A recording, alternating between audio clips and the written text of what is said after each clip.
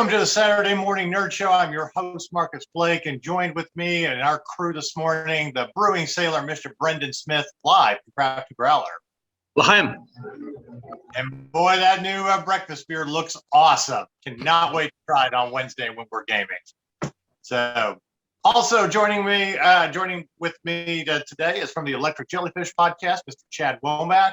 Morning, my esteemed colleagues. And we've got Mr. Alex Moore back with us today. Mellow greetings. All right. Esteemed colleagues, you're really stretching the term there. Hey, I try to give you as much credit as I can, my brother. There's a lot of terms that are used loosely on this Loosely. podcast. All right. So we got lots to talk about. The very first thing that we want to mention, if you saw the theme of our show today, we are talking about Val Kilmer. And more specifically, we're talking about the Val Kilmer documentary that hit theaters this weekend and will be out on Amazon Prime August 6th, titled Val. And it is about his career and his battle with throat cancer and losing his voice. And Alex and I had a chance to see this film just right off the bat. It is a wonderful, wonderful documentary, absolutely beautiful, very emotional. And if you were kind of on the fence about Val Kilmer, which you should never be as an actor, this documentary will change your mind. So we're going to dive into that a little bit later, talk about his movies, and basically why we love Val Kilmer and what's not to love about Val Kilmer. So, but before we get to that, we got to address a few other things. Now, Brendan and I, we can take an entire hour in our complaint session about the Snake Eyes movie, but we won't. Oh boy. I feel like we got all that out after the movie at the pub on Wednesday night when we saw our screening. But we do have to mention it. This is a shout out actually to a friend of mine that I grew up with, Big Baby Jesus is his nickname, but the author S.A. Bailey, who posted on Facebook this morning. I thought it was kind of funny, and I had to respond about, and his question was, should I pay money to go see the Snake Eyes movie, or are they going to totally destroy it? And I had to let him know, save your money for booze. Growing up as a G.I. Joe fan like we did, no, they completely botched that movie and ignored the mythology. They look, Chatterbox was supposed to be an ironic nickname because he doesn't fucking talk. Yeah. You weren't supposed to turn him into a literal chatterbox. Oh, God. Yeah. This is an origin story for a mute ninja that never discusses how or why he becomes mute. Right. I will say this. If you take away the fact that they're calling it a G.I. Joe movie and the names of Cobra and all the characters, you do get yourself a fun martial arts action movie. Okay. And that's it. Yeah. The Asian cast is phenomenal. All right. They really did a great job with that casting. However, you did call this a G.I. Joe movie, and you completely ignored the actual origin of Snake Eyes, like for the fact, and we have a few spoilers, that he was actually special forces in the military, and that's where he lost his voice. Instead, you have a whiny kid who's lost fighting in underground brawls, seeking revenge for the death of his dad. Yes. For the first 5 minutes, I thought we were watching the new Mortal Kombat movie again. Like, Cole Young, is that you? Well, and I thought for a moment, wait a minute, did we actually get a Daredevil movie again? Because you told Daredevil's origin story. Not Snake Eyes. So, yeah, I'm sorry, but it's bad. We wanted to like it. I mean, Snake Eyes is a great character to tell an origin story and kind of reboot G.I. Joe after the debacles, with the last movies. But, at least with the second G.I. Joe movie, with The Rock playing Roadblock and, Adrian Palacki playing, not Jinx, Lady J. the other guy playing Flint, and Bruce Willis actually being General Joe Colton, you at least told a Cobra and a G.I. Joe story. Yeah, and this one they couldn't even afford Bruce Willis, so they just name dropped him. Right. I mean, it's like it's really not that hard to look up the actual origin stories of these characters. It is on Wikipedia, and for the most part, Wikipedia does get it right. I just want to send the producers of this movie that link that says, "Let me Google that for you." Yeah. The sad part is, and I can't understand how you couldn't even make Snake Eyes a vet. Like you didn't even that he was in the army. I'm not saying that you have to truly be an origin story where he's a Vietnam vet. We understand that's not going to play well in a modern telling, but we've had many wars that he could be a veteran of, and it's kind of important that he was special forces and how he lost his voice before he went and trained as a ninja with the Kisha Cage, and I'm pronouncing that. And my personal favorite is how they turned both Snake Eyes and Storm Shadow into easily manipulated, angry little boys. Because the Baroness manipulates them both. And my favorite part about Storm Shadow, it's like, I'm mad because I didn't get the leadership of the clan, so I'm going to go join Cobra, who are the people responsible for the reason why I'm no longer getting the. What? Like, wouldn't he just kill Baroness on sight? You would think. Like, I mean, none of this made sense. It was like a bad Geico commercial. That's not how any of this works. Right. Geico commercial. So yet again, we're making a movie based, off a comic book series and a great animated series from the 80s where the original source material is still the best. In fact, all this made me want to do was go back and watch the G.I. Joe cartoon again. And if we're going to have an origin story, you know what?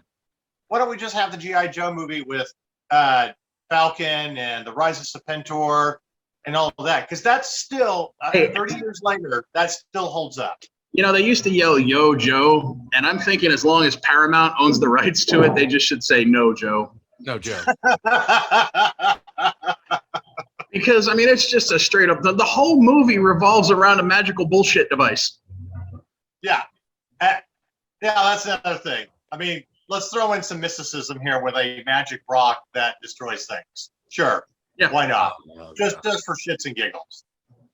But I don't, as much as we complain about it, I don't want to take away from how good, again, the Asian cast was. And Henry Golding, really did do a good job as Snake Eyes. He talked too much because, again, he's supposed to be mute. But he was great with the action, fight scenes. I mean, there are things to like about this movie. But this movie is what happens when an all-Asian cast gets robbed of the really good show they were working on. Can we get Andrew Koji Warrior Season 3, please, people? Right. But I mean, there's just an irony that you're calling it an origin story when it has nothing to do with the origins of these characters. And just because they went full X-Men Origins Wolverine. I half expected to see a fucked up Deadpool with laser eyes come around the corner. Well, Or the guy that does talk didn't, and now you got a guy that shouldn't talk that is. Okay, that makes sense. Yeah. But Brendan's right. I mean, talking about Andrew Koji, who plays Storm Shadow, you really want to watch a great story? Go watch Warrior on HBO Two Max. fantastic seasons. Oh my God. And a story that Bruce Lee originally wanted to tell about Chinese gangs and how they survived, in the 19th century. So it's like, again, you did a great job with the Asian cast. I will praise you for that. Okay.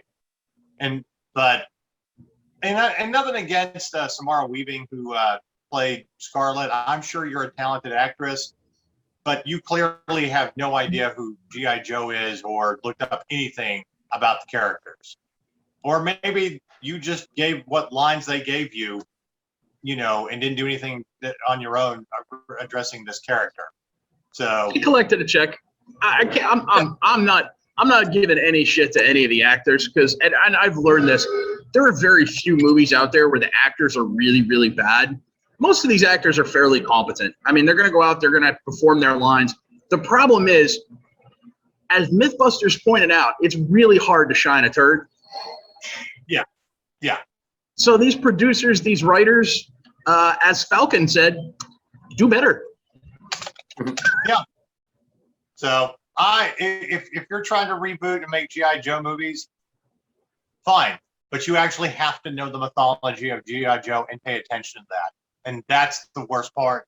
That's the worst tragedy of making this movie, is completely ignoring it. But again, parents that grew up with G.I. Joe, you don't want to take your kid to go see this movie and waste the money. It's time to introduce them to the original animated series, and the one G.I. Joe movie that we do know absolutely worked, and that is, when they made Serpentor. By the way, I don't think it's a real G.I. Joe movie until we do get Sergeant Slaughter.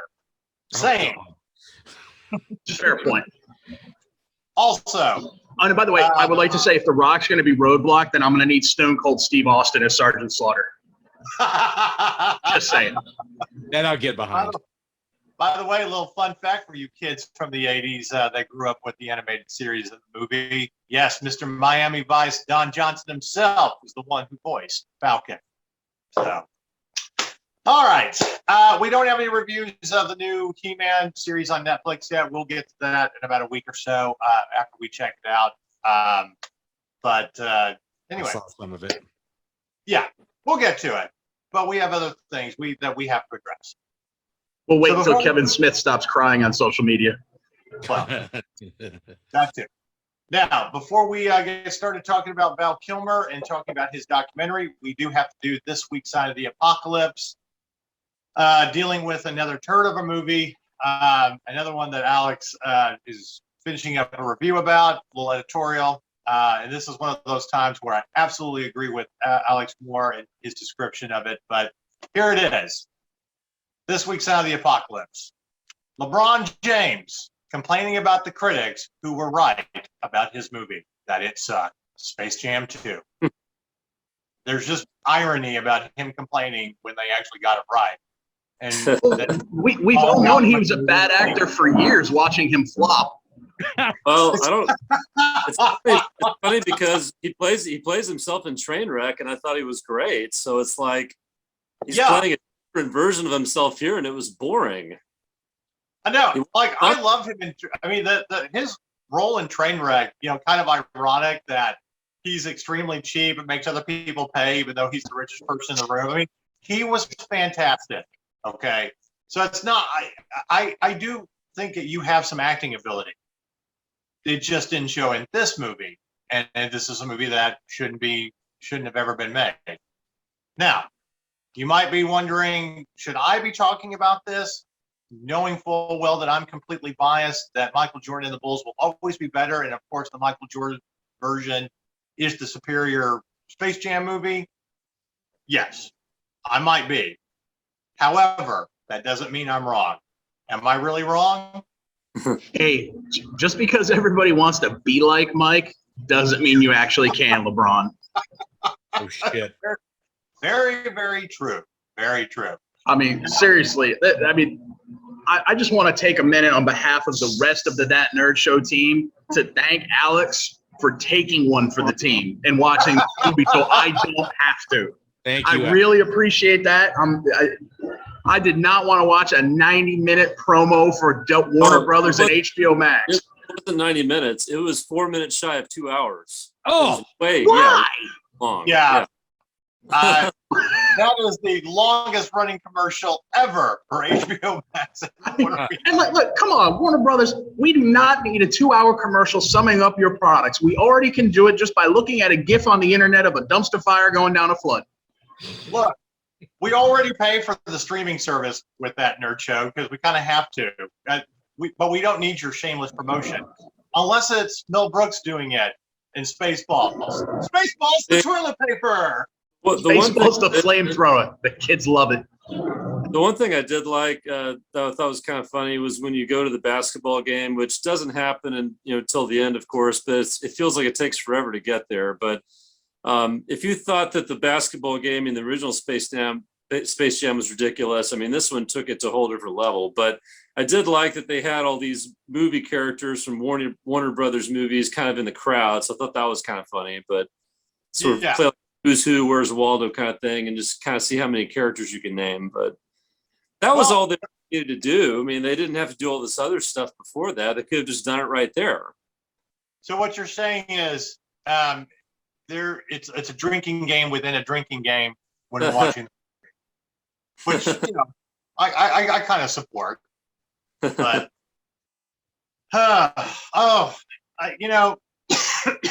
excuse me. I said it from the very beginning, there was no reason to make a Space Jam 2. And if you were going to do it, you shouldn't do it with LeBron James. I think there's plenty of other, NBA players that you could have done it with that, more animated. I mean, Kylie Irving, Steph Curry, maybe. Kyrie Irving, he's already in outer space anyway, so he's a space cadet, so that works just fine. But the old man basketball role that he always does. Well, all the characters are 2D and he's a flat earther. It works great. Shit. Yeah. I apologize. I'm blanking on the name of the movie that he did based off that character. That came out a few years ago, but it brought back like all of the other basketball players. The Uncle Drew character. Something, yeah. But I mean, that movie was a lot of fun because you did have like Shaq in there, and you had Reggie Miller and oh my God, why am I Chris, the Fab Five? Who? Chris Webber. Yeah. Everybody was great as kind of a funny version of themselves as an old man, and it worked. And even making fun of jokes from their career, especially when they tell Chris Webber's character, remember, there are no more timeouts. And if you grew up in the 90s and remember NCAA basketball, you know what that's a reference to. So I'm just saying, you have all of these other great basketball players that would have been better for Space Jam 2 instead of LeBron. I think, to me, actually, if they were going to make a Space Jam 2 at this time and place, it did make sense for it to be LeBron James, in my opinion. But what seems interesting to me is that it felt sort of like art imitating life. He's trying to be like Mike, not to use the phrase, but again, he sort of seems to be coming up short. And every time he tries to be him, he's not really getting there. And it's like you're LeBron James, you just need to be LeBron James, and you've had this career and you're one of the all-time greats, but it's like he cannot seem to escape this comparison of Jordan, and he seems to be so obsessed with it that even to the degree of doing a sequel, if you will, of a movie that Jordan did. Look, the fact of the matter is, this is not a basketball show. I mean, we can talk basketball till we're blue in the face. Nobody's ever going to be Michael Jordan. You have to be your own unique. Just like nobody can be Larry Bird or Magic Johnson or your own unique. I mean, nobody can be Larry Johnson and Grandma Mom, which if you grew up in the 80s and 90s, you had that poster on your wall. Just be who you are and quit trying to be somebody else. There's always going to be the greatest, who we consider the greatest, but that doesn't mean that we don't consider other players great in their own right. Okay. And Michael Jordan will always be the GOAT, but Bill Russell is still Lord of the Rings. Very, very true. Anyway, all I have to say is, we don't take you seriously when you're complaining about the critics criticizing your movie when they're actually right. And granted, we are critics ourselves, and we do criticize a lot of other critics that we feel like just completely missed the point. But this is one of those unanimous, opinions that, I think both Rotten Tomatoes and Metacritic have it at like a 28 right now. Wow. Yeah. So just That's painfully bad. you did a terrible movie. You got a paycheck, but hey, you're the first NBA player to cross over in your personal wealth of $1 billion. Oh wait, never mind. You're not. Michael Jordan is. Sorry. No, he was. The loophole they got on that one. He's the first active NBA player to become a billionaire. Oh, okay. Mike didn't become a billionaire until after he retired. So well, anyway. that and Mike always had that gambling thing where he'd go 2 steps forward, 1 step back because he really loved to bet on himself in golf, but he wasn't that good at it. Yeah. Anyway, Space Jam. It's not worth seeing in the theater. Don't spend money on it. If you have to watch it, do it for free on HBO Max. Okay. If you want to suffer through it. But if you're Thankfully, I don't have to because Alex did it for me. But I will say this: if you're a good parent and they're talking about seeing a Space Jam movie, guess what? Also is on HBO Max and Hulu. Exactly. Sorry, the original. Exactly. Just stick with it. Dude, yeah. Stick to the original. It's not like kids, don't know who Michael Jordan is. If they weren't really that sure, I think the Last Dance documentary series that came out last year pretty much reminded everybody how Michael Jordan is the greatest. Yes. And that's a fun thing to go back and watch. I did my 3rd run on that documentary series. Not too long Right now, all I can think of is the Space Jam 2 trailer came out, and Michael was like, and I took that personally. All right. Well, moving right along, we want to get to talking about Val Kilmer and his career and the documentary that just came out called Val. Now, if you're not really familiar about what this documentary is about, or really kind of beyond that in the other part of the premise, Val Kilmer was one who always had a video camera with him. He was one of the first to get an actual video camera back in the early 80s when he was starting out on Broadway and finishing up at Juilliard. So he has tons of film of behind the scenes of things that he has done that nobody has really seen, behind the scenes of Top Gun and Tombstone and all that. So there's a lot of great footage of his career that we just haven't seen.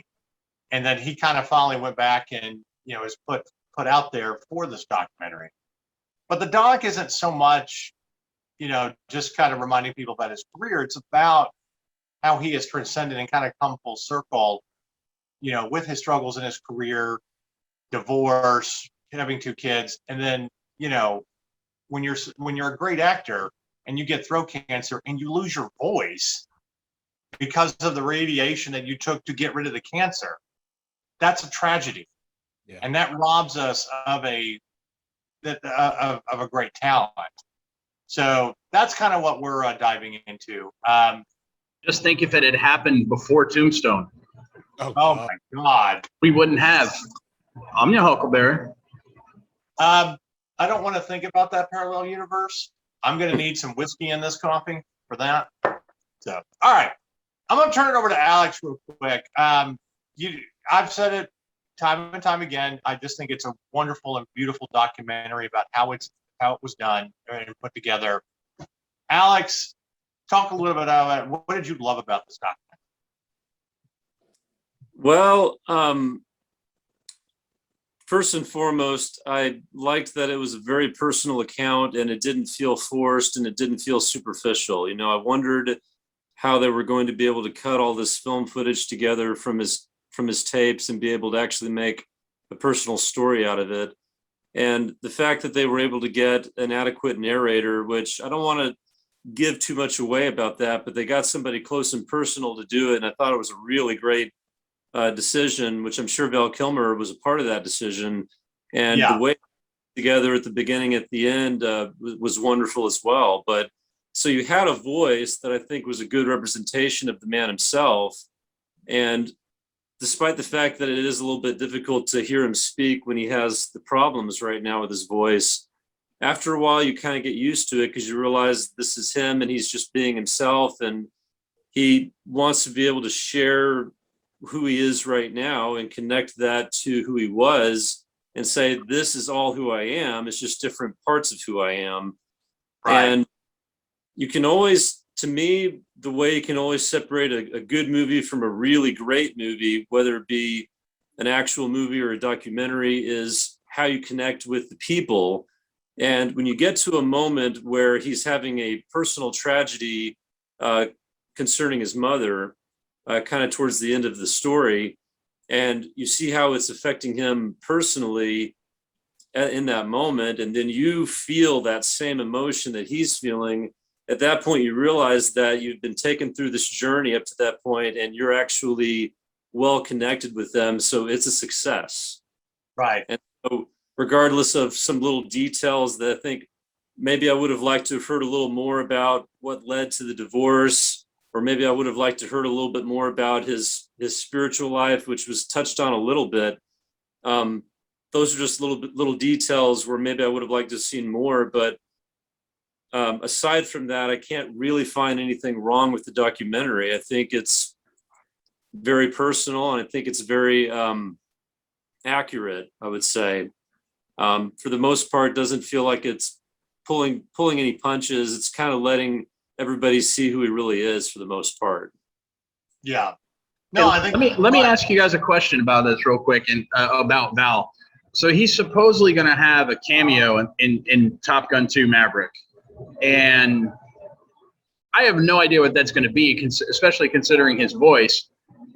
But what do you think he's going to be able to do? Personally, I'd love for them to have written his sickness into the story and showing, Maverick visiting Iceman at a VA hospital and the problems Iceman's having getting treatment from the VA. That would be awesome as a vet. I would love them to have written that in the movie.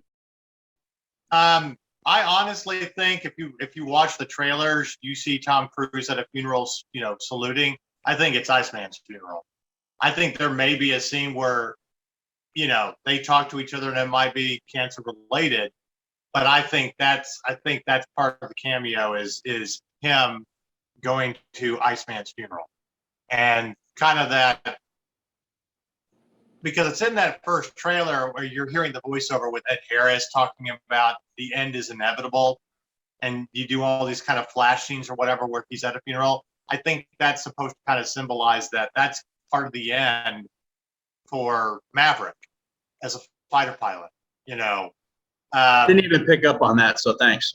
I didn't even pick up on the whole funeral thing and make the connection with Val Kilmer and Iceman and his sickness. Or not, but I have It's a feeling that it's good supposition.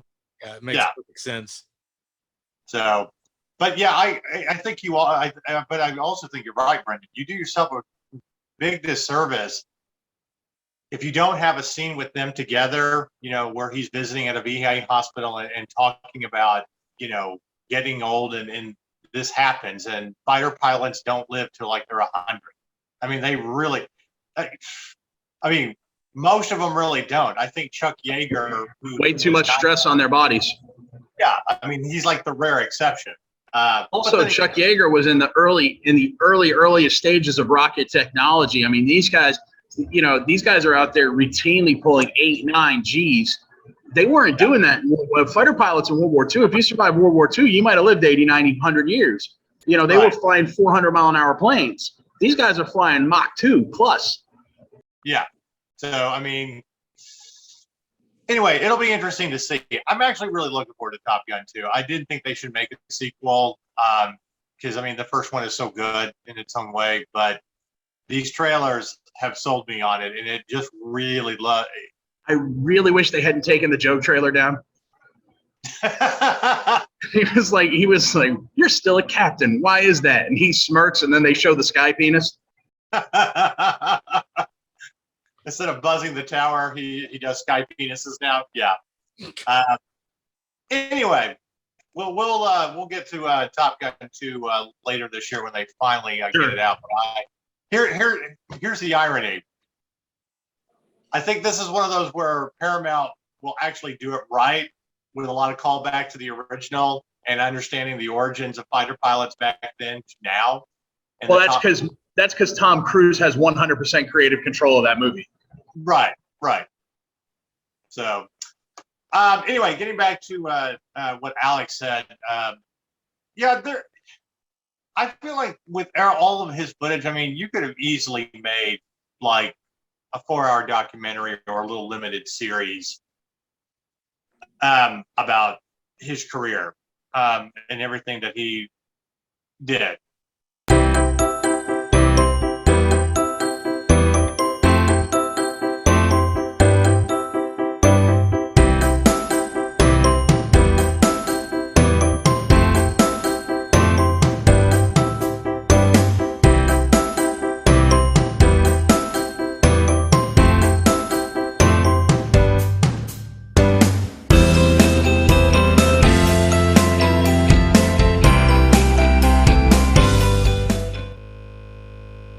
But I liked how they kind of put it down into 2 hours, because I didn't feel like it was a 2-hour documentary. It flowed very well and went by very quickly to the point that I watched it back to back again while I was working. I just, because I felt like there were little things that I had kind of missed. But the background, I mean, all the footage that he shot was amazing. And I will point out kind of an irony. We all, unfortunately, remember the troubled production of his Dr. Island, or the Island of Dr. Moreau.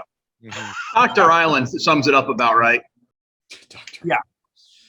But I think his footage of behind the scenes and talking about that movie is better than the movie itself. I'd love to see all of it uncut. Just give me all of it. I want to see him ragging on Brando. Well, there's Yeah. some really fun.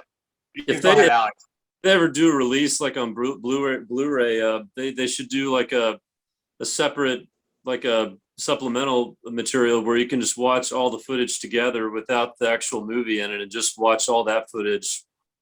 And then Right. maybe the extra footage that they didn't use, you could see that too, of course. So Yeah. Now, here's some interesting things that I didn't know about Val Kilmer. I knew he went to Juilliard, and that's where he started, like a lot of people. I didn't know that he went to high school with Kevin Spacey and Mare Whittingham from St. Elmo's Fire, and that him and Mare Whittingham dated in high school. I thought that was extremely interesting. But yeah, so there you go. All right, so Which begs the question, did he know Kevin Spacey was a creeper? Like, was it obvious from high school, like, this dude's weird, I'm going to stick over here? Right. Now, before we get to talking about our favorite movies with Val Kilmer and why we love them, I do want to touch on, before he got sick, when he was doing his one-man Mark Twain show and trying to raise money to do a movie. I never personally had the chance to see the one-man show. I heard that it was phenomenal. For those that don't remember, this is actually before Alex, was on board with that nerd show, and I was just at the Dallas Film Festival by myself. I forgot what Brendan had going on, but there was the year that Val Kilmer did actually crash the red carpet at the Dallas Film Festival, and part of that was kind of Michael Caine's doing of because he was in town and doing the one-man show on tour, and got to come out and kind of talk about it in the midst of this film festival. I wish that I had the recording of getting to kind of interview him and chat with him, but because we weren't doing video at the time. But I for the life of me, I can't find it anywhere. Hey, that one-man show, was that him doing the works of Mark Twain or him as Mark Twain? No, him as Mark Twain. Yeah, him. Oh, because Mark Twain was a character. Yeah. So in and of himself, I mean, he didn't just write characters; he was a character. So Well, that would have been a very interesting show. Well, see, and I also think that kind of really shows in the documentary itself, as they're doing behind the scenes footage of doing the makeup and at certain shows. Like I died laughing that one scene they had in the movie where he's, as Mark Twain, asking the question, "Why are we here?" Or he says something to that effect, and somebody repeats, in the audience, "Why are we here?" And he just kind of breaks the fourth wall, his own character, and looks at the lady in the audience, "Because you paid $70 to come see the show." Um, but I mean, there's so much to him more than just kind of embracing all, these characters that we really remember him. I think his spiritual life and buying property in New Mexico, being there and having that spiritual side that deals, with also Native American mythology that he kind of grew up with, adds a lot of dimension to who he is as a person. One of the things that people probably don't really know about him is he had to sell a lot of that land, but his intention was to make an artist studio. He wanted to basically make the Sundance version of like artists coming together in New Mexico, and it never really kind of happened because he had to sell the land to pay off debts. But he has been able over the last couple of years to open up a studio in New Mexico where they showcase different, artistic showings and different things, and it's basically his home away from home, where he got back into it while he was sick. And to be honest, when I got done with the documentary, I'm like, I really wanted to know more about that. Can we do a little, like 20 more minutes of talking about that studio?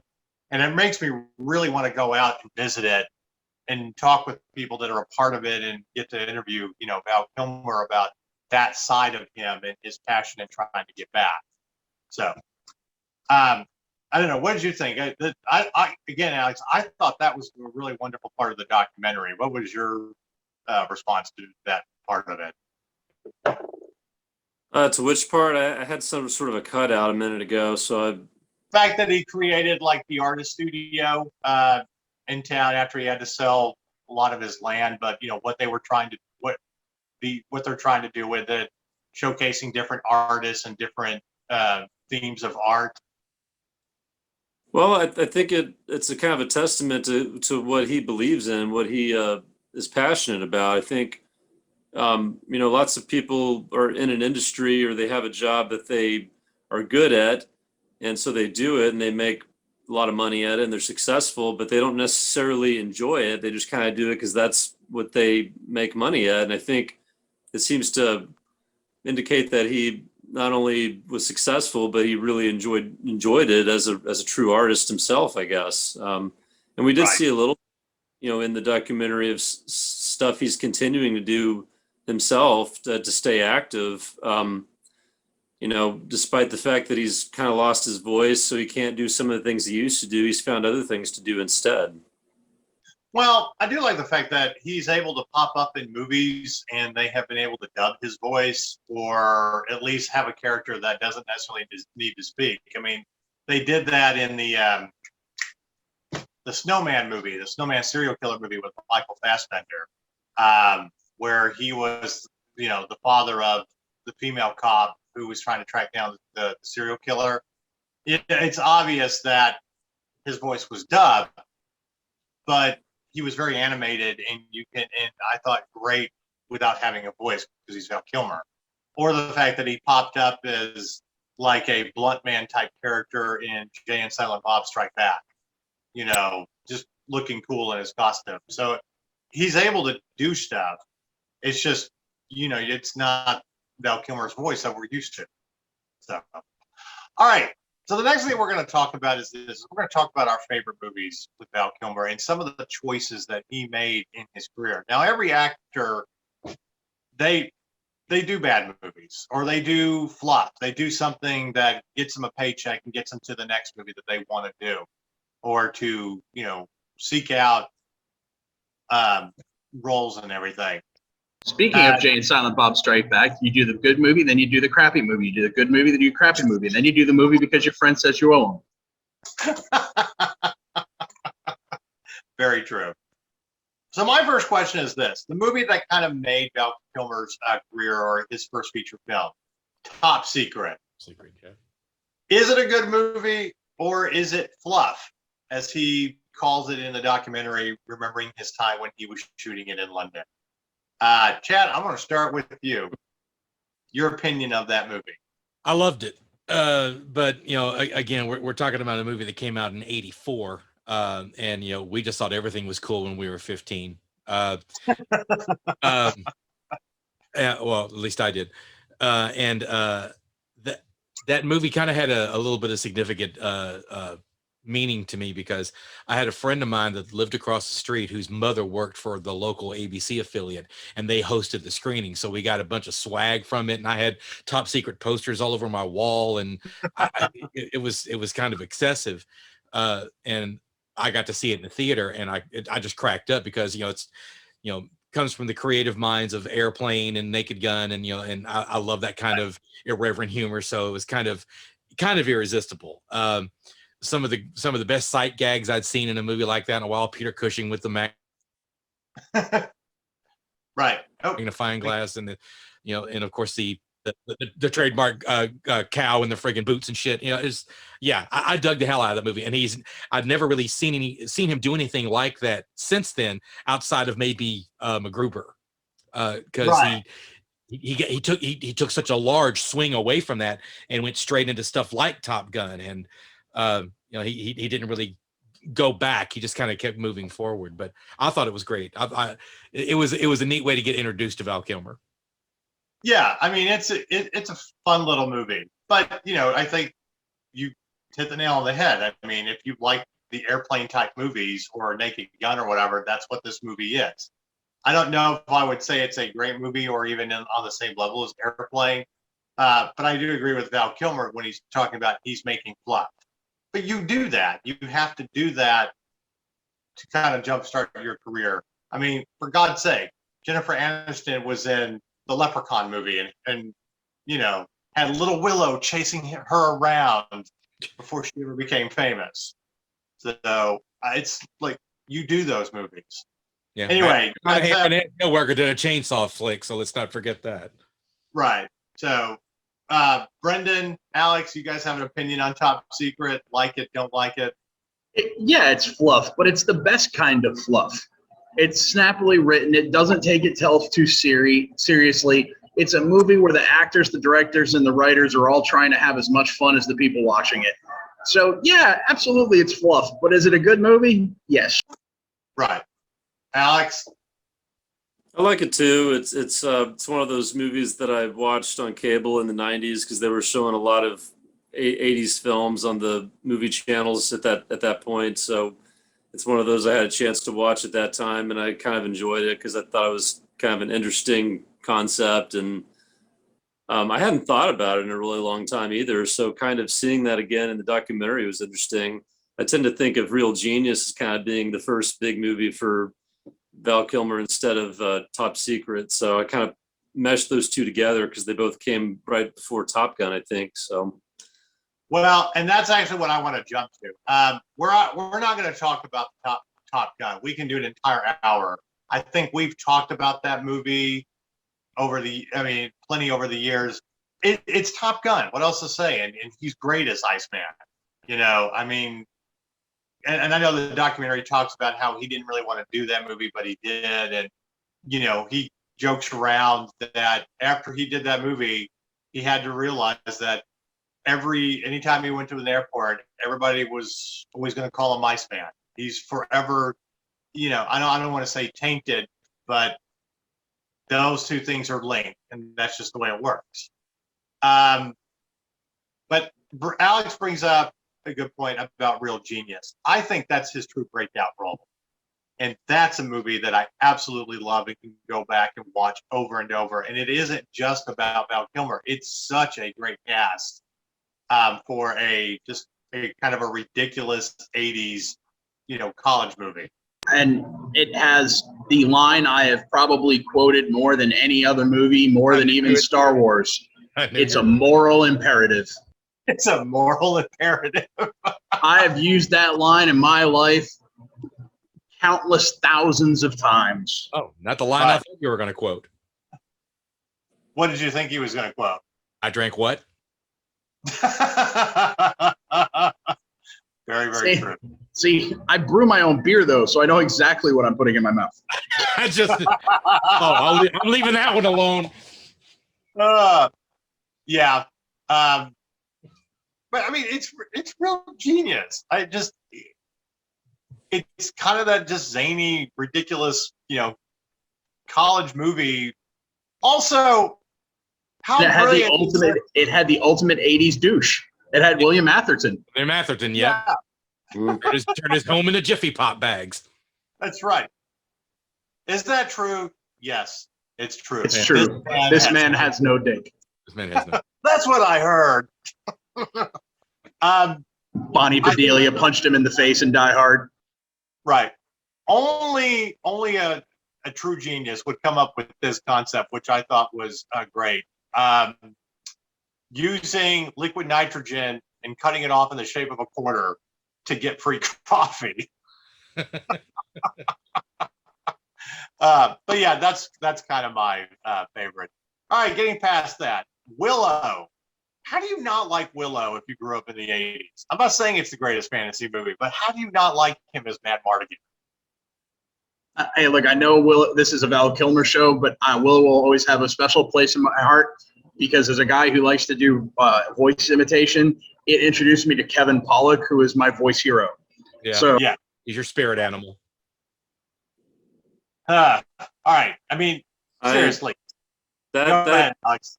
If I were making a list of the top 5 movies that I watched more than any other movies as a kid, that's probably in the top 5 for me. I mean, I think my mother and I saw it in the theaters, and she got it for me on VHS, and I just watched it and watched it and watched it. I just couldn't get enough of it.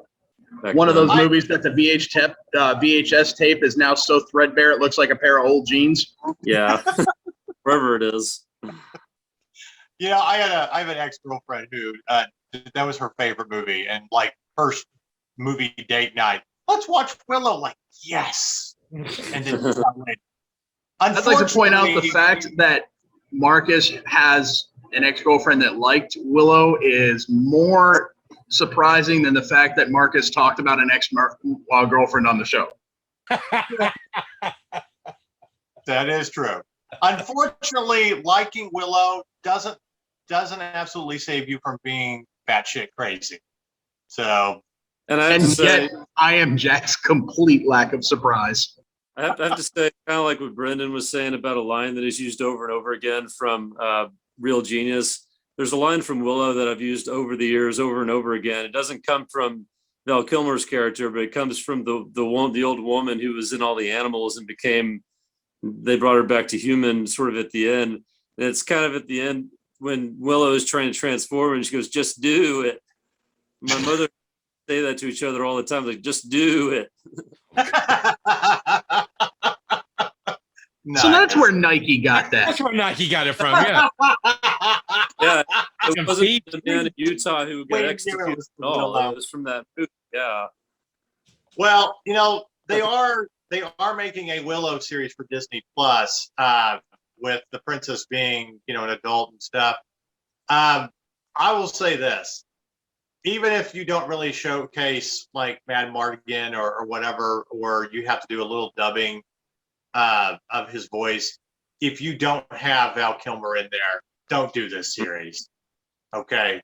Don't let, the fact that he doesn't really have a voice stop you from putting him in that series. Or, because if you do, we will boycott. Yes, we will. All right. I'm going to move up a couple of movies here.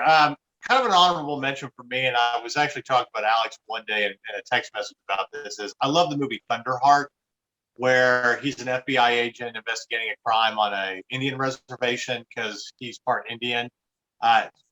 Great Sam Shepard was in it. It's one of those very underrated movies that I think most people don't really truly appreciate. I don't think I've seen it since it came out. I'd forgotten about it. Yeah. Well, it's on Amazon Prime, and it popped up one day, and I'm like, well, of course I got to check that out. But I mean, you were talking about Val Kilmer around your computer, and Val Kilmer movies started showing up randomly in all of your social media stuff and streaming services. Thank you, Skynet. I'm gonna say this. little segue here. This is how bad streaming services really getting to know you is invading your privacy. When they start recommending shit they know you like from your childhood. For example, on the Peacock streaming service, when I was finishing up, of all the things that you can recommend, I was watching Parks and Recreation, and they were like, Marcus, we think you might like this show and should check it out again. And it was Airwolf. And I'm like, God damn, I do want to watch that. Look, you are a child of the 80s. If you see a helicopter and that's the theme song that pops in your head. Damn. Anyway. That and Blue Thunder with Roy Schneider. Yes. All right. Here's the movie that I think truly defined Val Kilmer as an absolute genius of an actor. And it doesn't get talked about enough. And it is The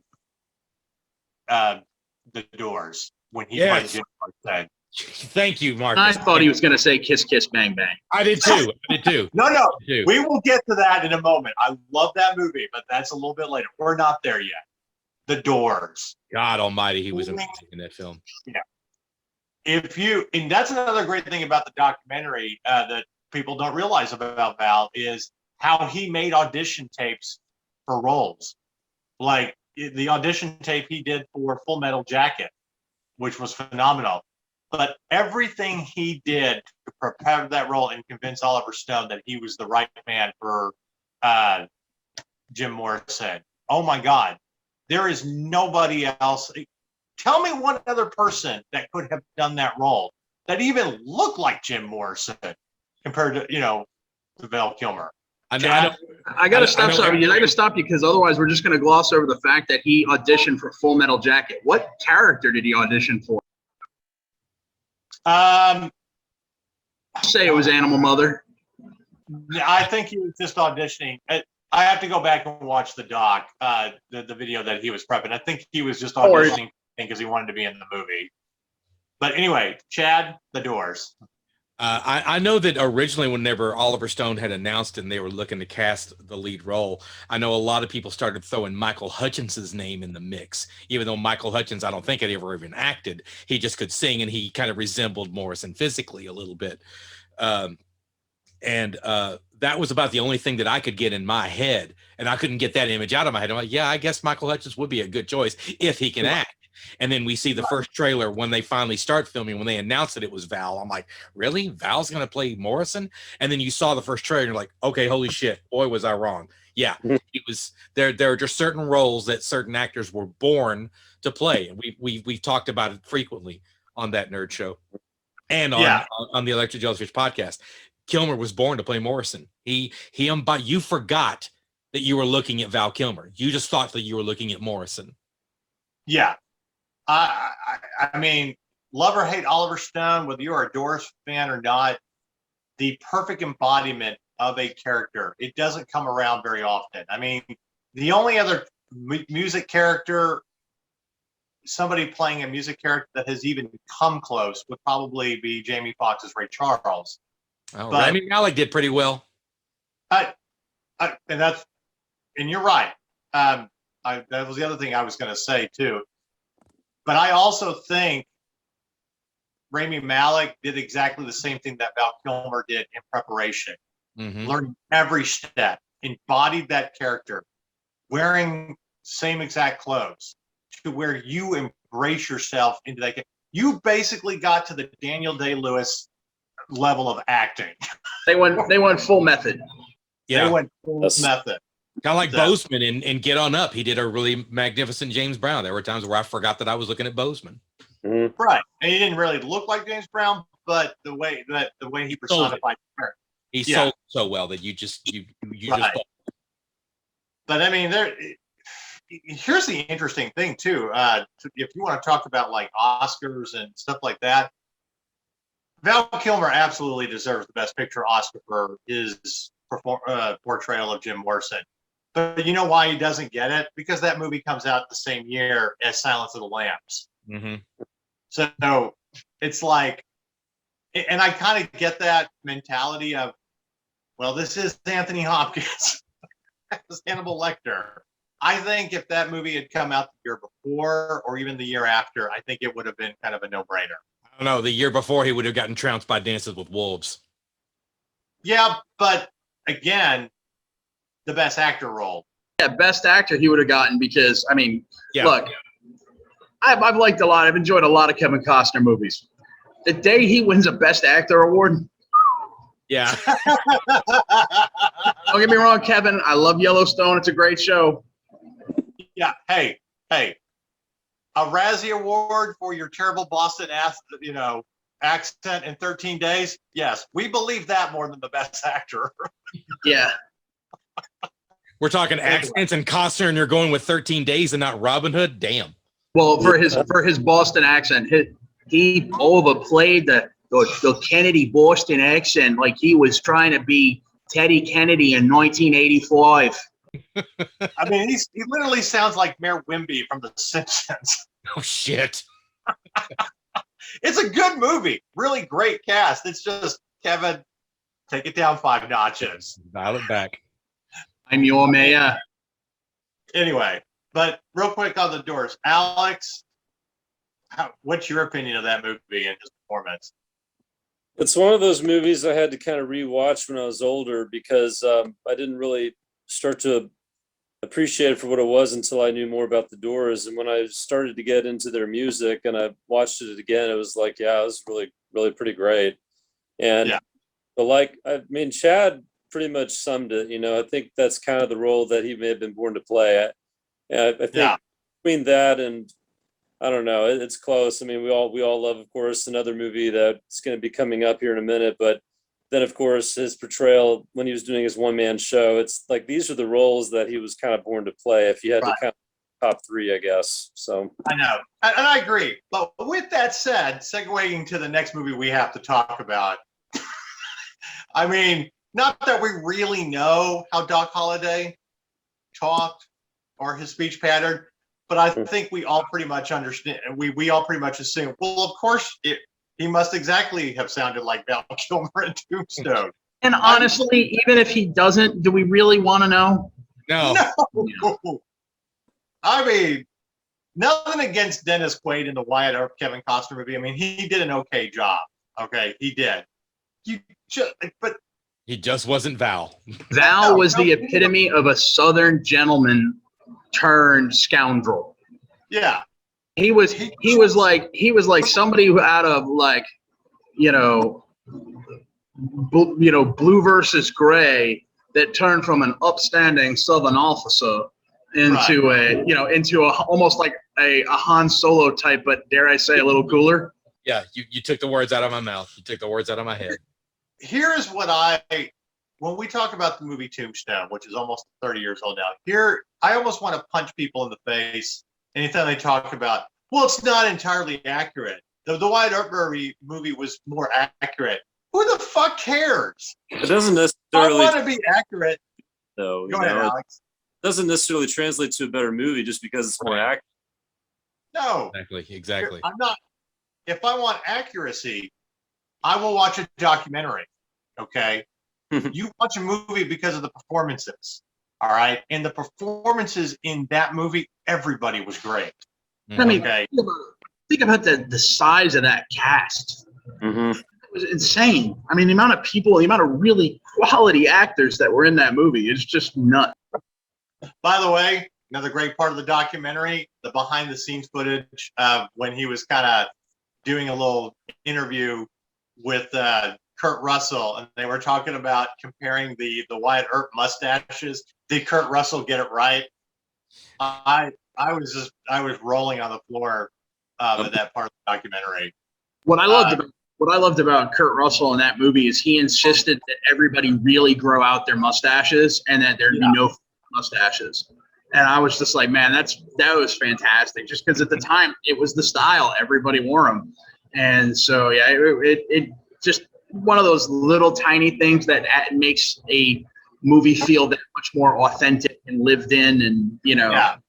Well, to me, when you look back at more modern day Westerns, that they're trying to make us feel like the Westerns we grew up with, the ones that, especially like John Wayne Westerns, you know the theme. You know that there's going to be a struggle. You know that the hero is going to win. You know that the moral code of the main character, whether he's kind of a vigilante or whatever, that's the moral code you want. I think Tombstone is the first Western to really come along that it doesn't matter whether we're accurate or not, we're embracing that theme. That's what we're going for. That the reasons why we're hunting these people down, even though it's basically murder, is we are just in our cause. And A reckoning. It's yeah. a reckoning, yeah. Exactly. And I stand corrected. Why you are an oak. yeah.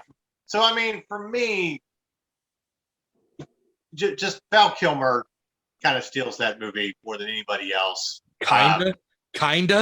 I'll never That forget. is movie. I'll never forget an article I saw years back where it was talking about the top 10 movies where there was sort of an X factor role where if you took it away, the movie just wouldn't be the same. And I think the top two examples they gave were with Han Solo from the original Star Wars trilogy. Right. And then, of course, in Tombstone with Doc Holliday, that those portrayals by those actors make the movie more than any other character roles maybe ever. So It uplifted that movie from entertaining to iconic. right. Yeah. I would agree with that. Hey, Brendan, your mic is still sorry. I'm sorry, but yeah, it's like, oh, Bob, I forgot you were there. You may go now. May go now. Maybe Hey, both- you know, Billy Bob Thornton, his bit. Oh, let's have a spelling contest. So here's the thing. Stephen Lang, who played Ike Clanton, who was the recipient of that spelling contest line, was blitzed drunk throughout the entire movie in order to be in character. yeah. He was legitimately intoxicated every time they were filming.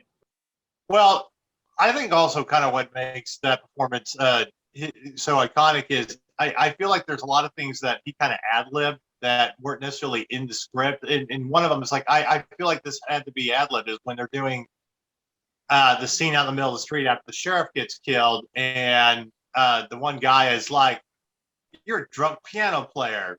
You're so drunk, you're probably seeing two. And he whips out, I got two guns, One for the each of you. Oh, yeah. I've often thought the Frederick fucking Chopin was an ad-lib line too. Right. But again, that movie just embodies everything that we love about Westerns, where again, it doesn't have to be accurate. The main characters, the heroes that you aspire to be, that really make those movies. That's why that movie is so iconic and great. And what I really feel sorry for is Michael Biehn, who was a great Johnny Ringo, and he just gets overshadowed with his performance because he has to keep going up against Val Kilmer. I'm like, well, we do That's have Latin, Nolan. Apparently, Mr. Ringo's an educated man. Now I'm sure of it. I really hate him. I hate him. Hey, we don't want any trouble in any language. Yeah, we could talk about that movie for All day long. Yeah, just All so many right, quotes. we're gonna move up to a couple of movies during the 3 movies during the 90s. So I'll start off with this: when he had to take over the role of Bruce Wayne in Batman Forever. Why I'm rocking this. Yeah, I am personally not a huge fan of Batman Forever. Mainly because of Joel Schumacher. Yeah. Right. He's not even my favorite, like Bruce Wayne or Batman, but I thought he did an okay job and all that. I'm one of those who's in the minority on that one because that's what I like, and I happen to like Val Kilmer in that role. So I just like Val Kilmer. I thought Joel Schumacher's vision for the whole movie. I'm sorry, Batman's the Dark Knight, not Batman the Rave Party.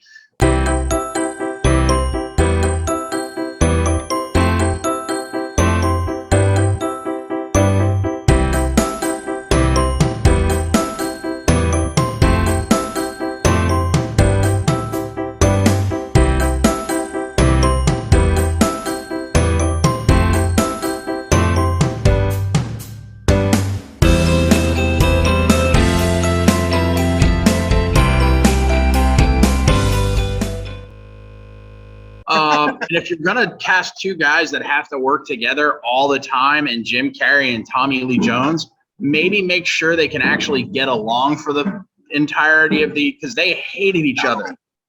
They absolutely hated each other, and it came through in the performances because they were supposed to be joyous, and you could just tell they didn't want to be in the same room with each other. So I have nothing against Val in that movie, but Schumacher ruined it from the get-go. Right. I also think it's very hard for the actor that had to replace Michael Keaton, which we were all basically surprised by how good he really was as Bruce Wayne and Batman in those first two movies, when nobody expected. It was like, wait, you're picking Mr. Mom to be Bruce Wayne? And then once we started, like, oh, now my favorite thing in the lead up to the original Batman with Michael Keaton was at Mardi Gras, and it was in the Mardi Gras parade, and there was like a little 6-year-old kid dressed up in a really actually nice Batman costume, and he was holding a sign that said Michael Keaton actual size. Damn. I was like, yikes. Nice. Well, we're not going to touch on it too much. I do agree that Val Kilmer did a good enough job kind of replacing Michael Keaton, and is probably better than George Clooney. Oh, I was about to say. Oh, yeah, because that's all we needed was bat nipples. Oh, my God. Oh, my God. Absolutely just terrible. But I think Val Kilmer in the documentary brings up a good point that, everybody wants to play Batman, but having to shoot in a suit like that all day, it takes the fun out of it. Well, they talked about that in the documentary too, and I thought that was an interesting little tidbit that I'd never really thought about before. Yeah. I mean, it's got to be hell on anybody who's, trying to act and be in that kind of a uniform. Ruby Rose quit the Batwoman show over it. I mean, that and the horrible, god-awful writing, but yes, also because of the suit. Yeah. All right. One quick honorable mention before I get to the other movie I want to talk about, The Ghost in the Darkness. Again, I think it's an underrated movie. Very. But very good. Now, for me, growing up in Chicago, going to the museums every year, the two actual lions that they killed are actually stuffed in the Natural History Museum there. So I grew up actually seeing how big they are and stuff. But him and Michael Douglas did a fantastic job.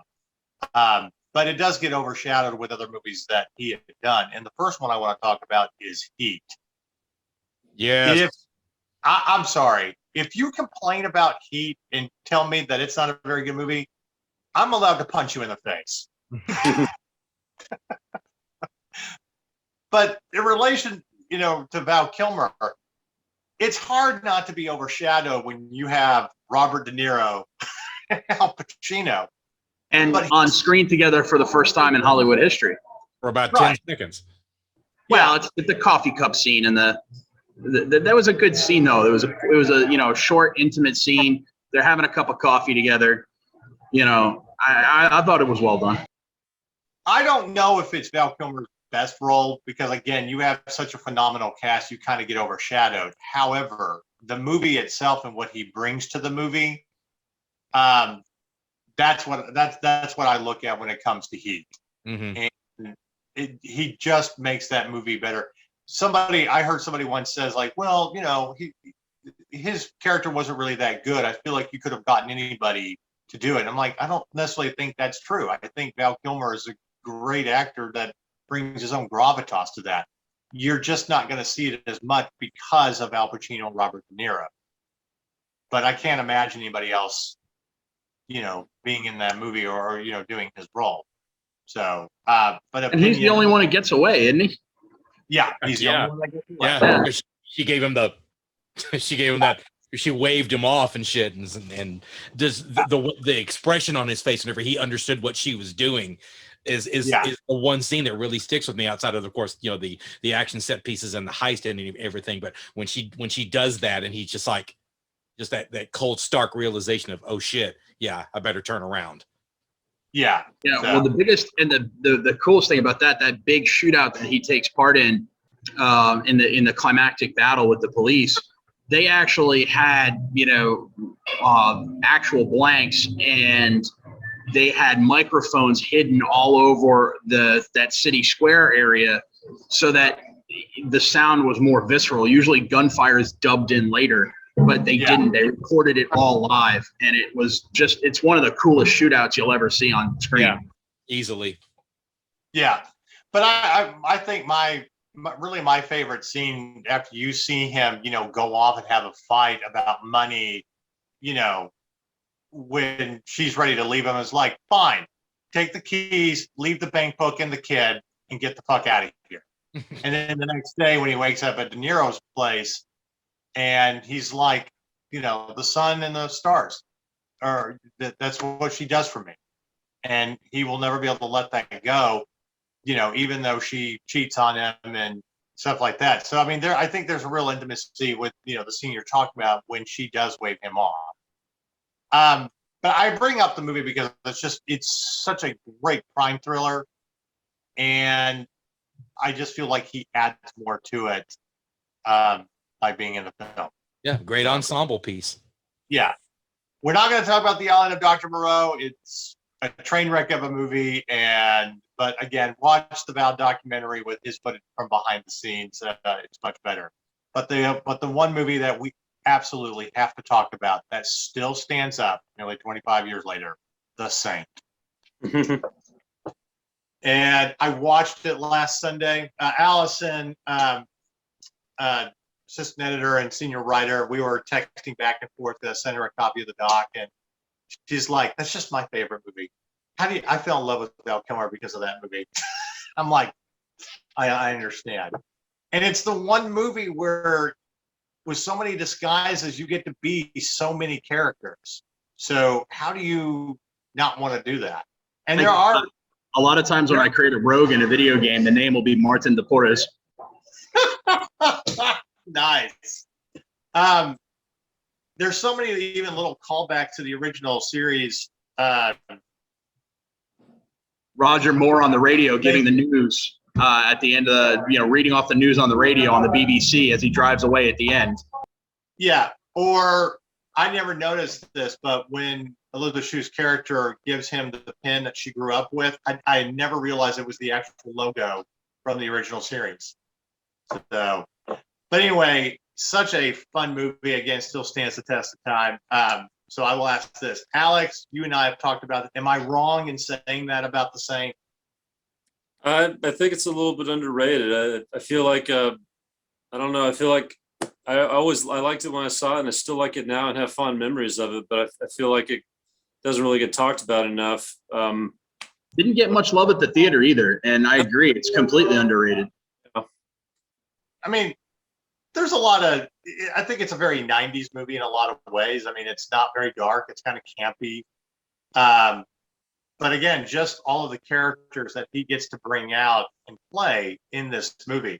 I mean, my favorite was the German mediary when he's meeting with the Russians in the airport. My employer is inspired. The phone goes the other way, you moron. Yeah. But anyway, Chad, what do you think about this movie? I've only seen it like maybe once or twice, and I remember enjoying it, but it wasn't anything that really stuck with me all that much. I mean, he was cool in it, but I know I feel kind of guilty because I'm not as enamored by it as the rest of you guys are. I mean, I didn't dislike it. It's just not one of those that really stuck with me. Damn it, Chad. I know Prince is not in the movie or the music, but you can branch out. Hey, I've been on board with all these other films. We didn't even mention him playing Elvis in True Romance. I guess we kind of glossed over him playing Moses in The Prince of Egypt. But this one just kind of got. My employer is no longer inspired. I'm sorry. Man. Damn. Well, Chad, yeah, your penance is watch that movie 3 times. Okay. Apropos. There you go. But no, I don't know why it never got enough love at the theater. Because we always talk about while we always talk about 1994 being one of the greatest years of movies compared to like 1939, 1997 had a lot of great movies as well.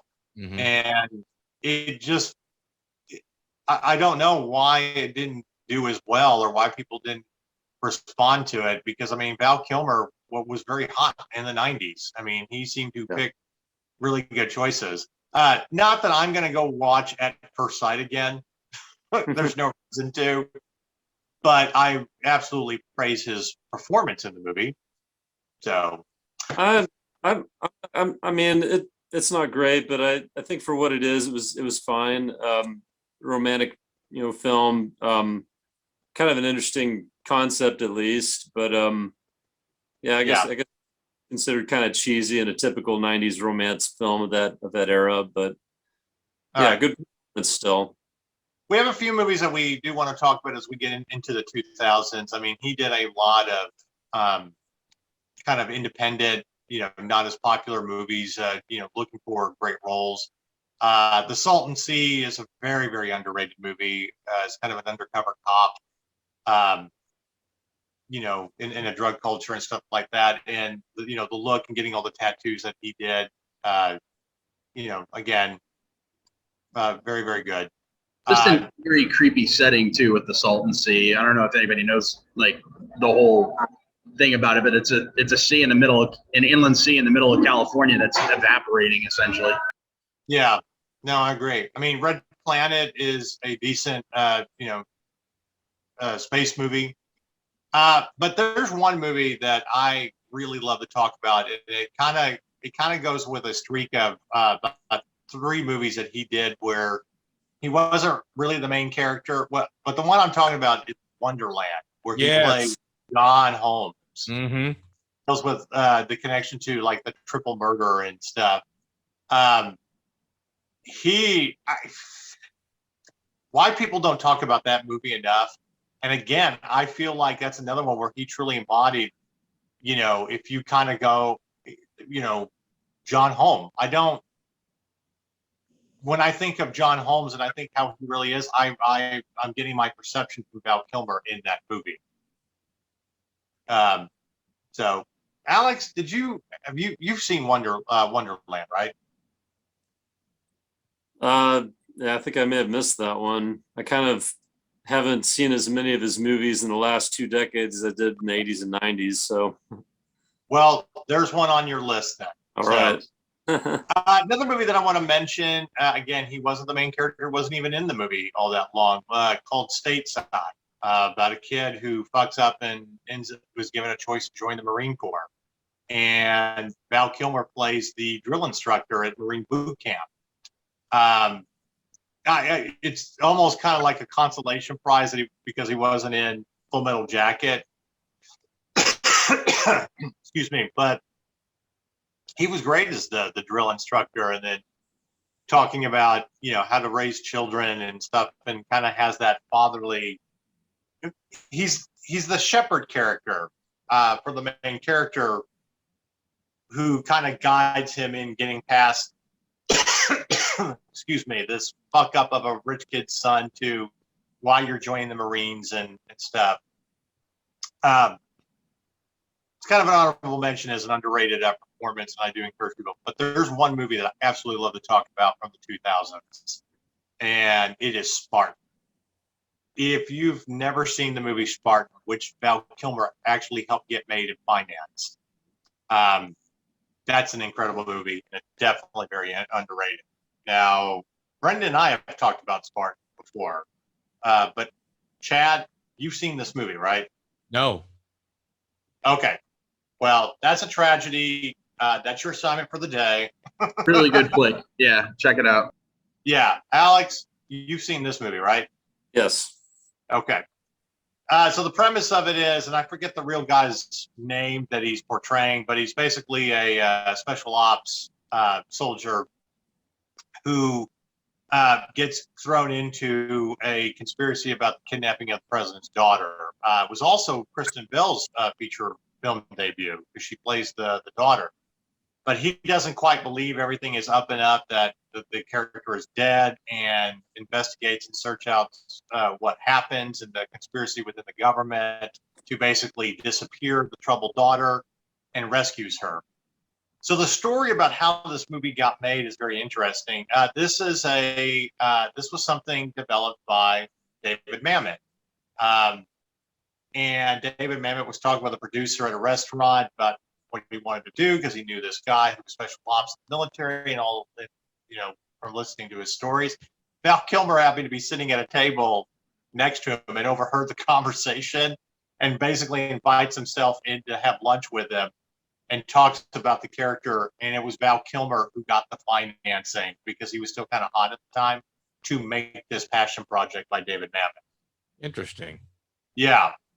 And we are absolutely the better for it because he plays a great special ops soldier. Very understated, not bombastic like they tend to be portrayed in movies. More the quiet professional that they really are. Yeah. But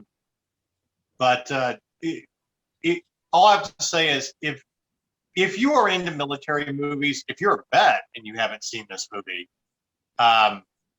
then covert type movies that, like Brendan talks about, they get a little bombastic and a little over the top with how covert missions work. It's like, no, this one is more true to how those things work behind the scenes. So that's the one that I encourage people to go and see. We're going to talk about one final movie that really, I think, kind of sums up his career per se, in the 2000s.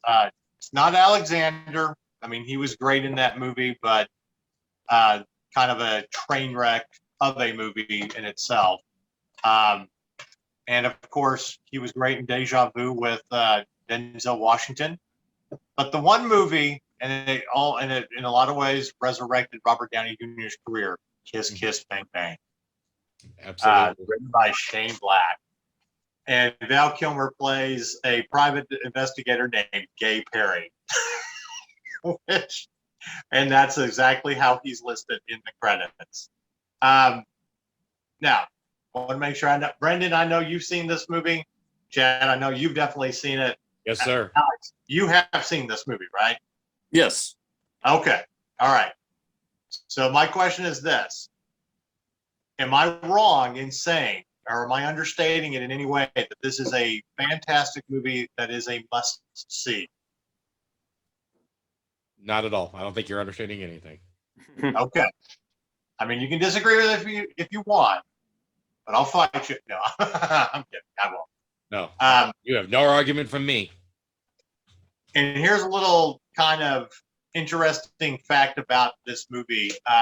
When Robert Downey Jr., was coming out of rehab, and after all of his legal troubles, and he had, been let go from Ally McBeal, they were looking for like smaller films for him to do to kind of get back on track with his career. He chose this movie because he wanted to act with Val Kilmer, and that's how that main cast. And then we got Iron Man. And then we got Iron Man. So I kind of feel like in a lot of ways that Val Kilmer kind of helped shepherd and got him back on track for resurging his career. But I think that's a great respect by Robert Downey Jr. to say, who we do consider a really good actor, to say, no, I want to be in a movie with Val Kilmer. In this movie, the writing is phenomenal. It's sarcastic, true, feels just like a great noir film, but so satirical. And I just absolutely love the line. And again, I feel like this is kind of an ad lib by Val Kilmer. When Robert Downey's character's like, "You must think I'm stupid," and Val Kilmer, that's going to be, "Yes, I think you're stupid." So, Chad, what do you love about this movie and Val Kilmer in this movie? Everything, just everything about it. I really felt like it was.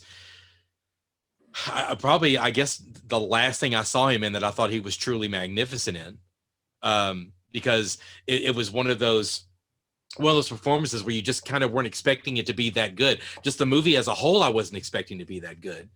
Right. And I don't quite know why. I don't know. I didn't know what I was expecting, but I wasn't expecting what I got, and I was so blown away by what I did get. I love everything about that film. All right. Alex, how about you? Well, I've always kind of enjoyed dark comedies, and I kind of think of that as dark comedies. So, and I feel like this is kind of a subgenre that's kind of gone away. Like when people try to do dark comedies nowadays, they don't really do it the right way. And I kind of think of this as being one of those dark comedies that I still felt was kind of done the right way, not that long ago. So I kind of enjoyed for that, really. Okay. And Brendan?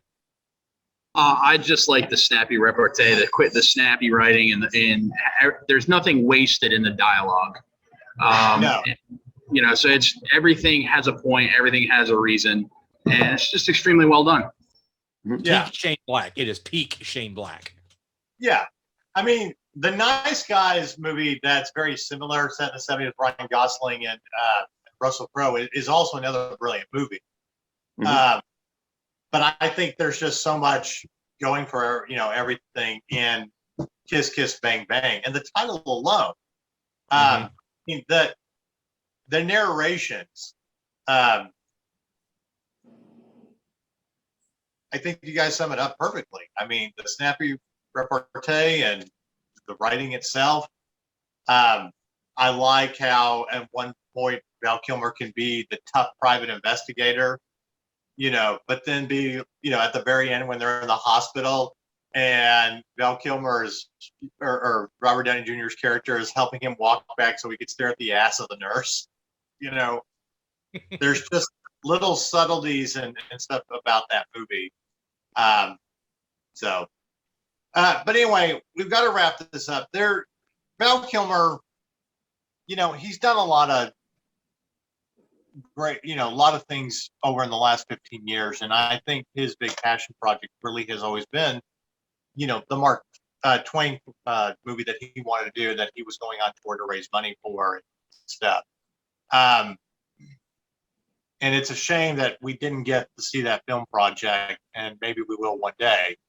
But I think one thing that can be said about Val Kilmer is while he has done a lot of kind of B movies to get a paycheck after having to sell his land and pay off debts, I mean, Nicolas Cage will be doing it until the day he dies.